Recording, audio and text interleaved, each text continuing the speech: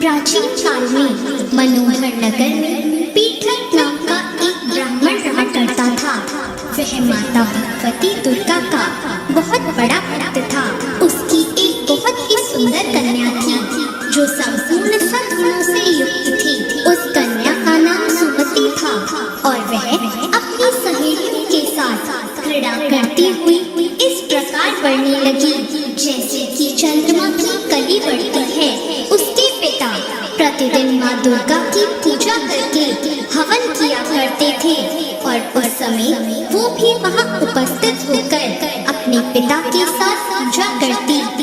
एक दिन सुमति अपनी सहेलियों के साथ खेल में लग गई और भगवती के पूजन में उपस्थित नहीं हो पाई। उसके पिता को अपनी पुत्री की ऐसी असावधानी देखकर बहुत क्रोध आया और उन्होंने अपनी पुत्री से कहा, अरे दुष्ट पुत्री, आज तुमने भगवती का पूजन नहीं किया।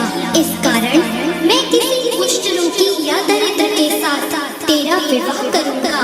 अपने पिता का ऐसा वचन सुनकर सुमति को बहुत दुख हुआ और उसने अपने पिता से कहा, हे पिता, मैं आपकी ही कन्या हूँ और सब तरह से आपके अधीन हूँ।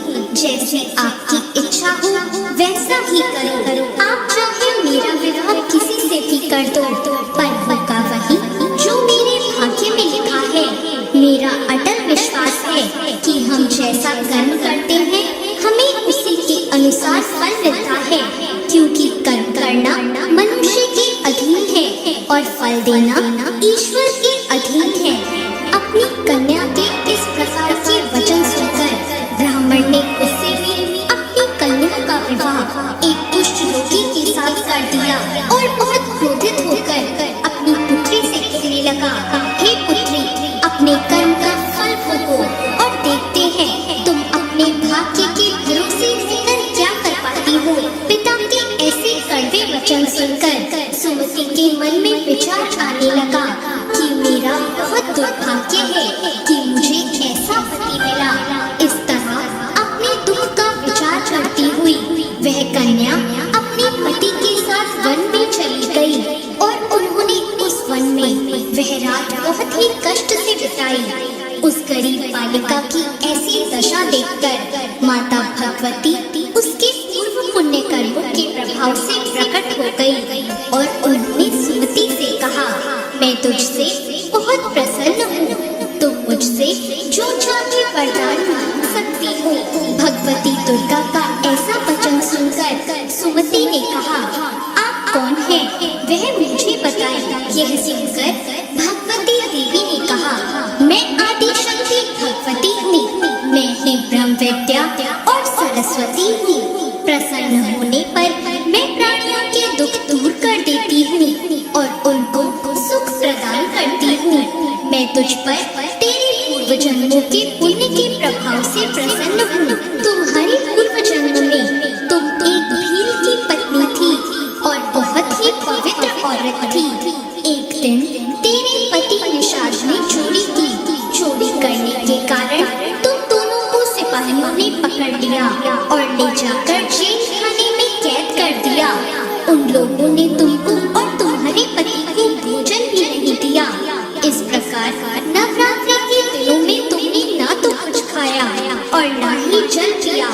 इस प्रकार 9 दिनों तक नवरात्रि का व्रत हो गया।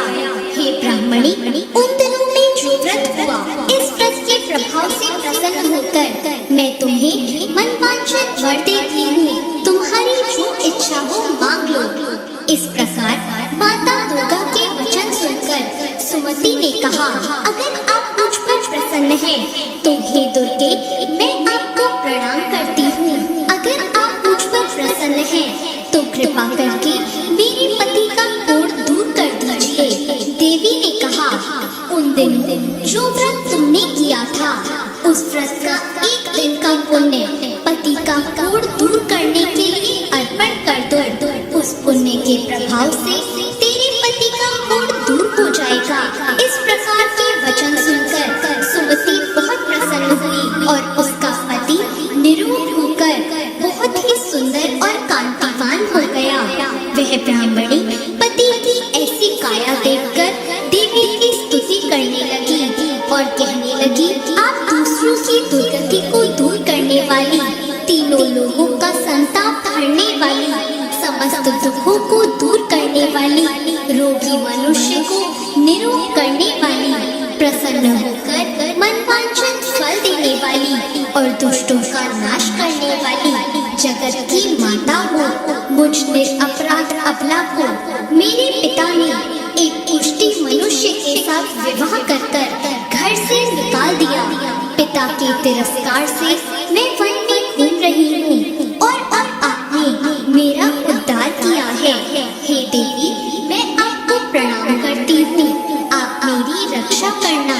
सुमति की ऐसी स्थिति सुनकर देवी बहुत प्रसन्न हुई और उन्होंने उसको अति बुद्धिमान, धनवान, कीर्तिमान और जितेंद्रिय पुत्र शीघ्र उत्पन्न होगा ऐसा वर दिया।